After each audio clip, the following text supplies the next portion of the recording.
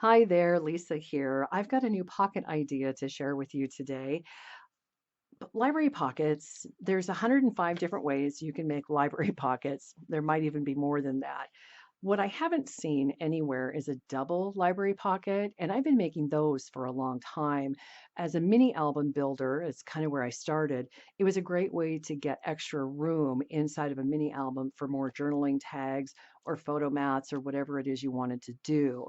And you could make them as wide as you wanted them to be to accommodate photo mats and so on and so forth. So I got from a double library pocket this morning to a self-lined envelope flap that I really like on my double pocket. I thought this would be a really great way to use up single-sided scrapbook paper, which we all have, probably more than we ever need. And you can self-line this without having to cut around it, trace it, or do any of that. It was really super simple to get from the double library pocket to here. So if you haven't seen a double library pocket, I'm going to start with that because that's going to get me to here. And I'll show you how I did it.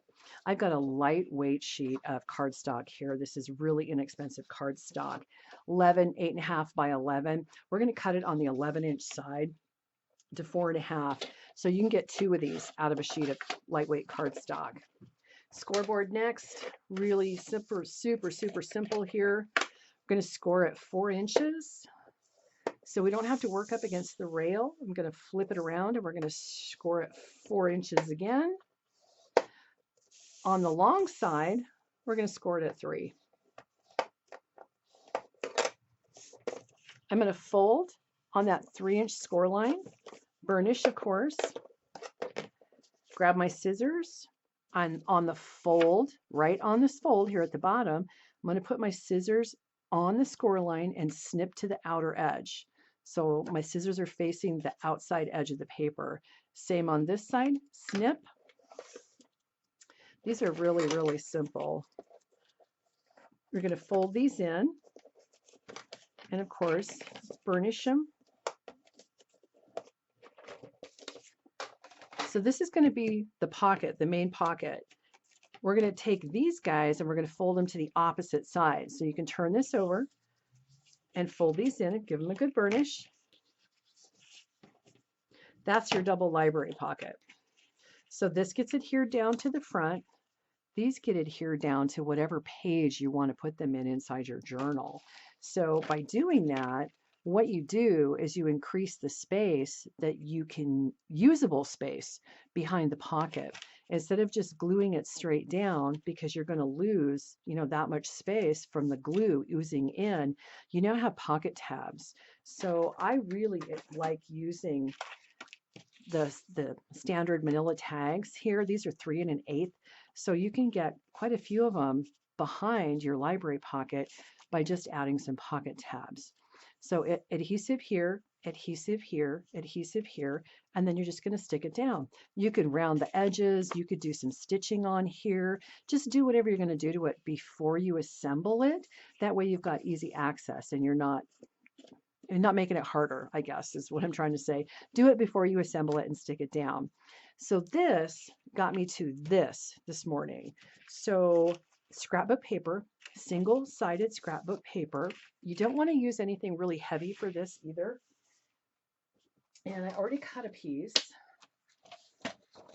So I've got that here. This is 4 3/4 inches wide. I wanted this to be a little bit wider than my double library pocket here. So I cut this to 4 3/4.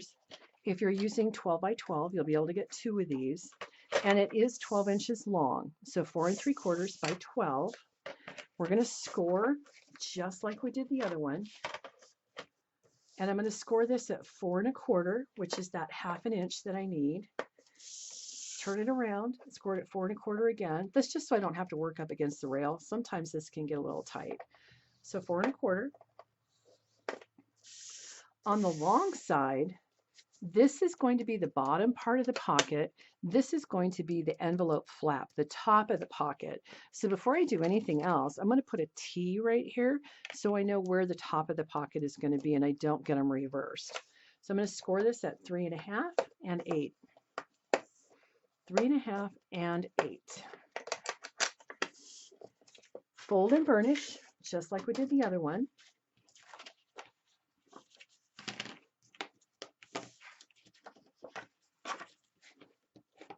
A piece of string there.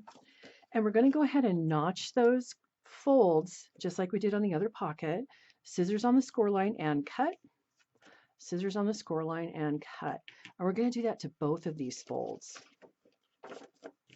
We're just removing excess material and also giving the blade on the trimmer a place to stop. And you'll see that in just a minute. So here's my T, that's the top of the pocket. So that makes this the bottom of the pocket. These are going to get folded inward.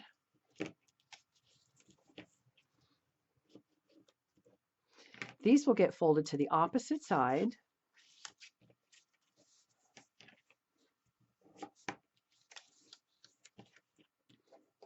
These two are going to get removed. So we're going to remove those.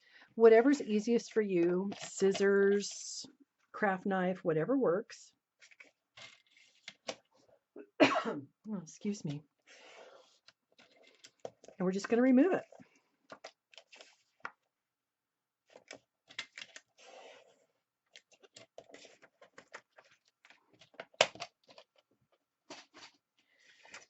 So here's the pocket.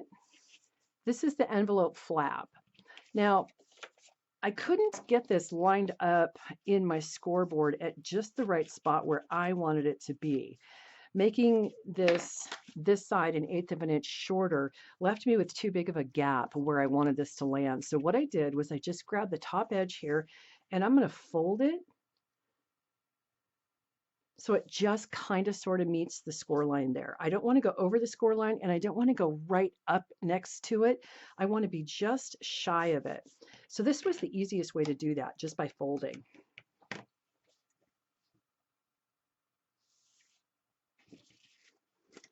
There is the envelope flap. So you can round the corners here. I'm using the 1/2 inch. I'm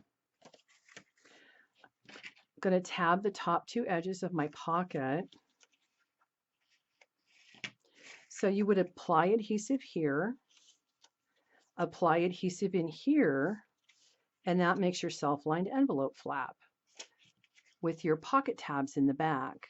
So now you have a place to add more tags and you've got the full width of this pocket that you just built. This can be as wide as you want it to be, whatever you like the look of. It could be skinnier, it could be wider. Whatever the width is you want it to be, just add 1 inch and that will make it wider for you. I don't know that you're going to want to make it any taller because I did use the full 12 inches of a piece of scrapbook paper. So from here, if you wanted to do decorative stitching on the envelope flap, since this is the inside, you would take it to your sewing machine, do whatever you want to do on here, and do it before you glue this down. Same goes for here. If you wanted to add a button or whatever, do whatever you're going to do here before you adhere it down. That way, when you do glue this down, it's going to hide all of that on the inside, and you can have a button right here. I hand stitched a button on before I assembled it all, so I would have a place to put my string. So that's it. That is my double library pocket with a flap. I think that's what we'll call it, a double library pocket with a flap.